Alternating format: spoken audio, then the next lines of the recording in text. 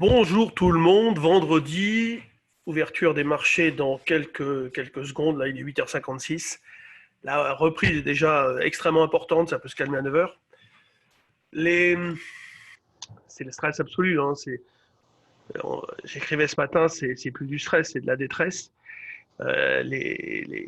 L'ensemble du monde de la finance est complètement effondré. H2O pourrait sauter, il y a une boîte de gestion, hein. C'est 30 milliards qui gèrent, hein. Il y a pas mal de boîtes qui sont vraiment. Alors, au niveau des hedge funds, c'est catastrophique. Enfin, c'est jamais vu. Jamais vu. Et quand on regarde un petit peu les décisions des gouvernements, bon, bah, c'est un peu chacun dans son coin, c'est vraiment ce qui pose problème. Bon, toutefois, on a peut-être quand même, vu que la reprise de ce matin rebondit, on va peut-être rebondir quand même. Il faut éviter de vendre trop vite.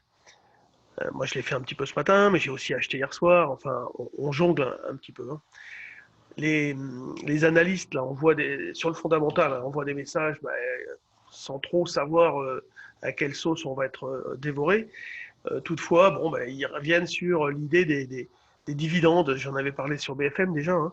Ah, bah, il faut sélectionner des valeurs à fort dividende comme Bouygues. Alors là, ils prennent des valeurs qui sont insensibles à certaines, comme Française des Jeux. Vous voyez, ils proposent Française des Jeux. Alors Vinci, c'est peut-être plus difficile, mais Danone, bon, voilà. Il y en a beaucoup, hein, des valeurs qui délivrent du rendement, c'est évident. Là, j'espère, oui, là, par exemple, à 8h55, bon, moi j'ai vendu un petit peu à 68. Je me suis remis à 23, là, vous voyez. Bon, sincèrement, il faut y aller. C'est pas au pifomètre, hein, mais il y a des amplitudes tellement importantes. Vous vous rendez compte, moi j'ai pas vendu là, puisque j'ai 5 lots, hein. J'avais soldé. J'ai commencé par en vendre 5, je suis prêt à aller monter jusqu'à 20, vous voyez, sur des signaux, des choses comme ça. Mais les écarts sont énormes, donc il ne faut pas hésiter à essayer de gagner 40, 50, 70 points. Ces jours derniers, là, j'ai fait du 200 points sur le DAX, du 90 points sur le CAC, oui, du 2%, c'est affolant, c'est affolant.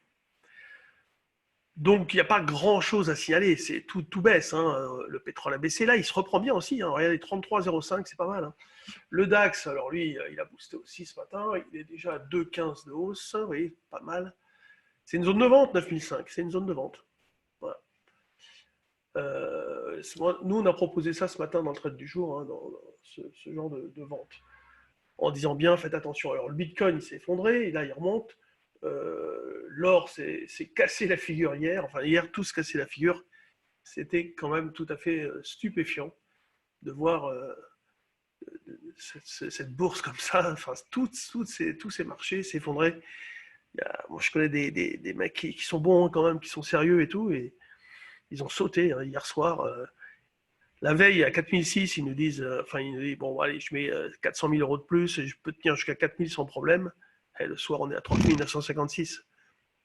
Hier, on était à ce moment-là 14% de baisse, quelque chose comme ça. Comment voulez-vous que les gens puissent tenir? C'est terrible. Parce que même en achetant un petit peu, c'est épouvantable. Bon, alors, est-ce qu'aujourd'hui, ça va être la journée de, entre guillemets, chasse aux bonnes affaires? De toute façon, il y aura des écarts énormes encore. Parce que de toute façon, ce matin, il n'y a rien à régler par rapport à hier. Toutefois, il faut que vous sachiez qu'il n'y a aucune conviction que les ordres de vente, c'est des ordres de contrainte, c'est-à-dire les mecs qui se font liquider, ou des gestions algo qui viennent en phase d'options. D'ailleurs, ce marché des options qui est complètement mort, enfin mort, il n'y a pas de contrepartie, il n'y a rien du tout. Il faut faire super gaffe. Donc, bah, il faut y aller tranquille, respirer 3 fois avant de prendre des positions. Sachez que personne ne détient le résultat, le, le plan parfait. Il faut y aller soit en fonction un petit peu de votre ressenti, avec une logique de bon sens. Là, cette fois-ci, le bon sens redevient nécessaire, si vous voulez. Pas le bon sens technique, mais le bon sens qui va vous dire, allez, pas de cupidité, j'essaye pas d'acheter absolument parce que j'ai l'impression que ça va remonter vite. Si les gérants pensaient que ça allait monter rapidement, ils achèteraient. Vous voyez qu'ils ne le font pas. Et là, comme par hasard, ils ont une vision très court terme, parce qu'ils se disent, je ne vais pas acheter parce que tout à l'heure, je ne sais pas si quelqu'un d'autre va venir acheter. Alors que soi-disant, ils ont des visions long terme. Donc là, c'est très court terme. En fait, la valeur de l'entreprise, ils l'ont oublié. Alors qu'il y a quelques 3 jours, quand on était encore à 4008, 4009, ils nous disaient, ah ben on achète parce que de toute façon, moi je me positionne dans une optique très long terme, 2, 3 ans, 4 ans, alors que Cusack, lui, fait du très court terme. Mais comme par hasard, le marché, il a perdu à très court terme 30 et quelques pourcents. Donc vous voyez, ils sont complètement à la ramasse. Voilà, il n'y a pas grand-chose d'autre à dire. Mathieu rentrera mardi, donc je ferai peut-être un point plus important lundi. Je vous souhaite une bonne journée et beaucoup de prudence. Faites vraiment très très attention, pas besoin de vous le dire, j'imagine, mais n'ayez pas cette impression que vous passez à côté de bonnes affaires. Ça, c'est cupidité, warning. Prenez du recul, il y a le temps. Donc vraiment, vraiment, soyez pas